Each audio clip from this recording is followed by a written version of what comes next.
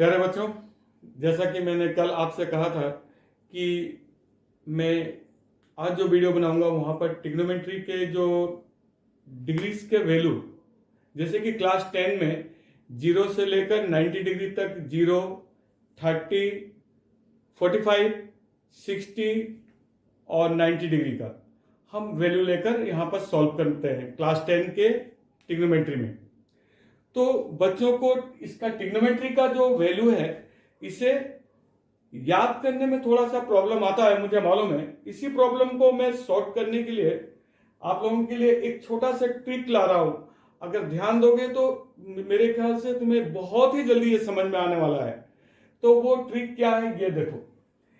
जैसा कि सभी मालूम है कि हमारा जो ट्रिग्नोमेट्री रेशियो है वो साइन थीटा से शुरू होता है।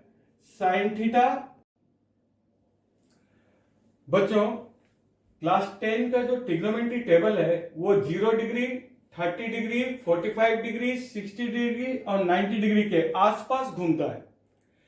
आप लोगों को जब भी सॉल्व करने के लिए अगर कोई क्वेश्चन आता है ट्रिग्नोमेट्री टेबल का यूज करके, तो ये सारी डिग्रियों का यूज करना पड़ता है हमें। अब बात ये हुआ कि हमारा जो ट्रिग्नोमेट्री रेशियो है, ये तो सभी को पता है कि sine theta sine cos ten, उसके बाद इन तीनों का ही एक रेसिप्रोकल आता है कोसेक, सेक और कोट। यह है मेरा थीटा का लाइन। मैं इसको थीटा पकड़ लेता हूं।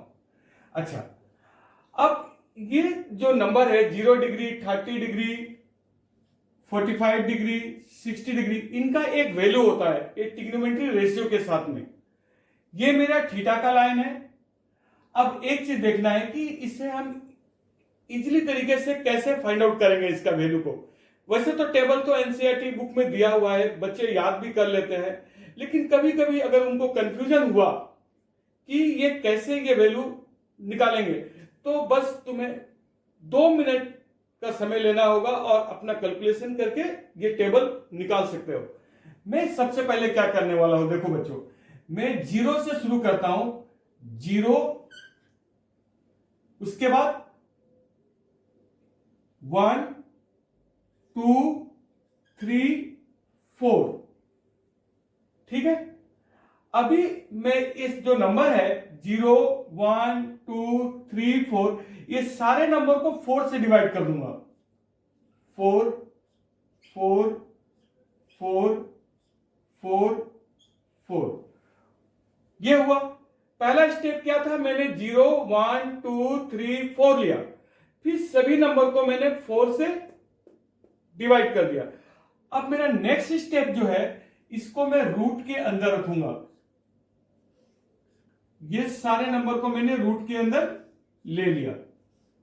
अब देखना है कि 0 और 4, अगर मैं 4 को 0 को और 4 का अगर मैं डिवीजन लेता हूं, जहां पर 4 जो है डिनोमिनेटर में है और 0 न्यूमरेटर में है, तो मैं जब डिवीजन लूंगा तो इसका एक वैल्यू आ जाएगा।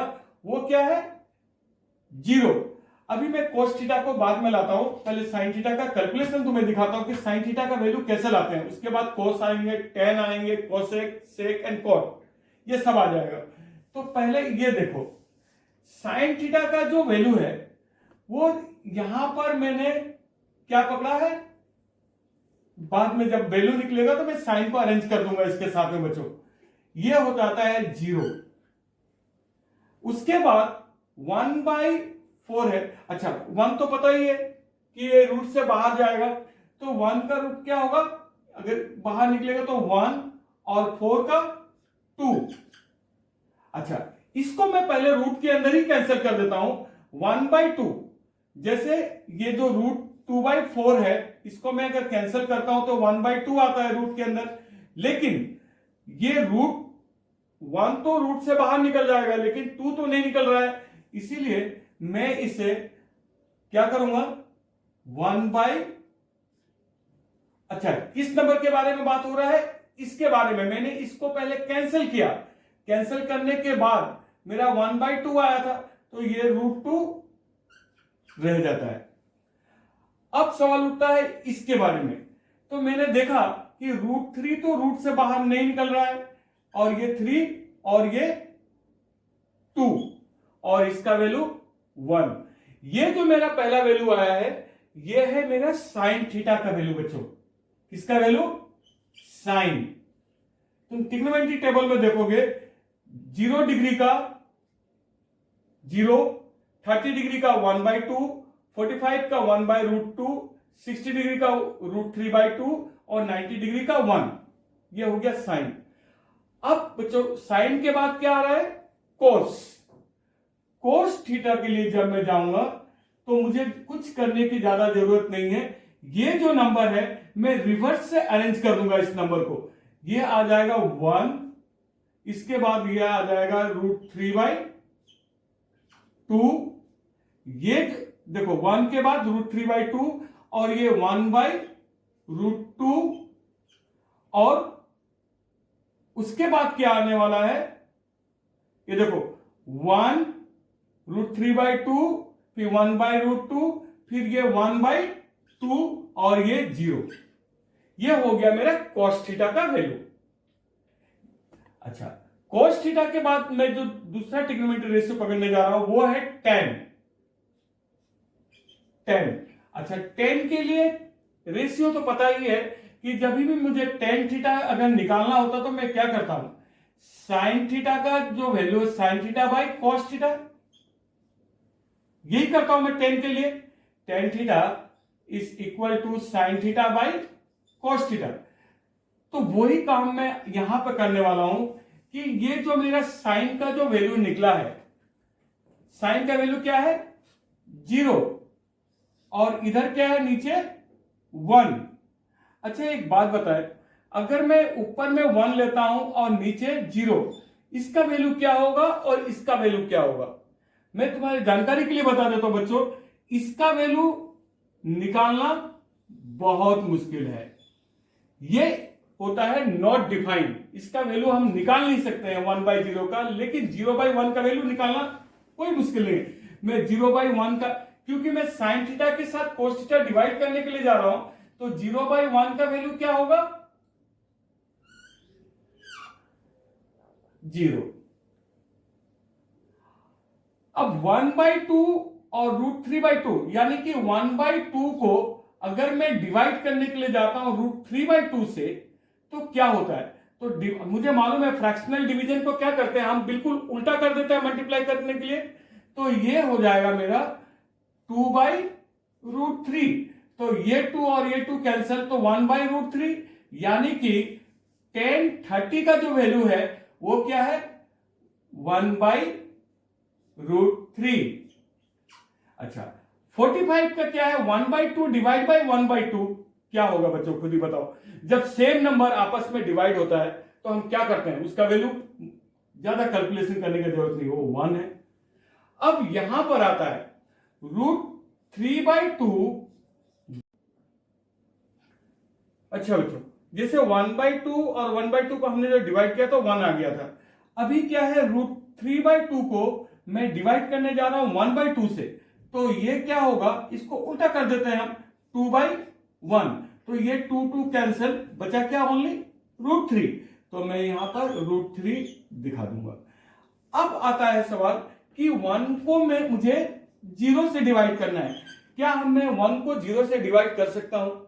यह संभव नहीं है। इसीलिए मैं इसके लिए नॉट डिफाइंड बोल के एक वर्ड यूज करता हूं कि इसका कोई डिफाइन नहीं कर सकता हूं मैं कि इसका वैल्यू क्या आएगा, क्योंकि 1 को तो 0 से डिवाइड किया था, और यहां पर क्या हो रहा है कि ये वैल्यू क्या था? देखो ध्यान देना, इस वैल्यू को 1 को अगर मैं 0 से डिवाइड करने के लिए जाऊं तो क्या वैल्यू आएगा? मेरा सेम वैल्यू आना शुरू हो जाएगा, क्योंकि कोई भी नंबर 0 से अगर मल्टीप्लाई करते हैं तो 0 ही आता है। तो इसलिए नॉट डिफाइंड हो गया। अब आता है मेरा साइन का उल्टा क्या होता है बच्चों? कोसेक। चलो बच्चे होशियार हो गए हैं।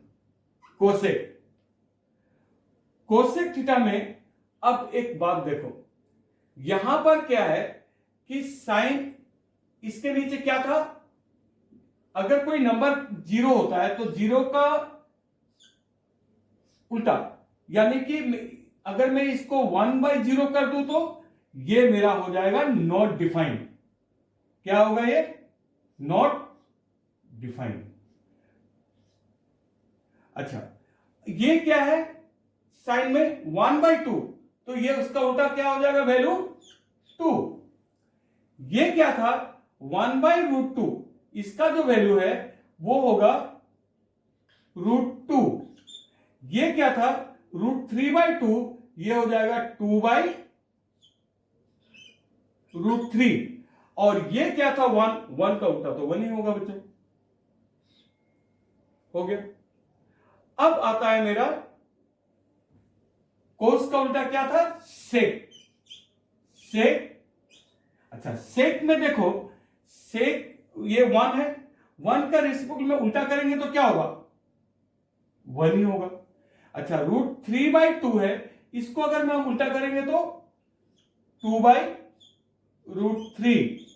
और इसे मैं अगर रिवर्स कर उल्टा कर देता हूं उसका रेसिप्रोकल टाइप का, तो ये हो जाएगा मेरा √2।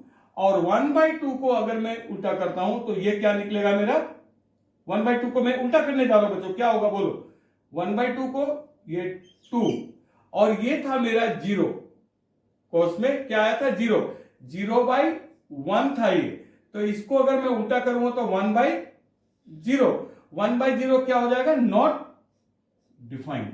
ये भी नॉट डिफाइंड निकल गया मेरा। अच्छा, अब मेरा जो रेशियो आ रहा है 10 का रिवर्स लेने जा रहा हूं मैं कोट थीटा। कोट थीटा में क्या होता है कि 10 तो ये 0 था, ये था 0/1।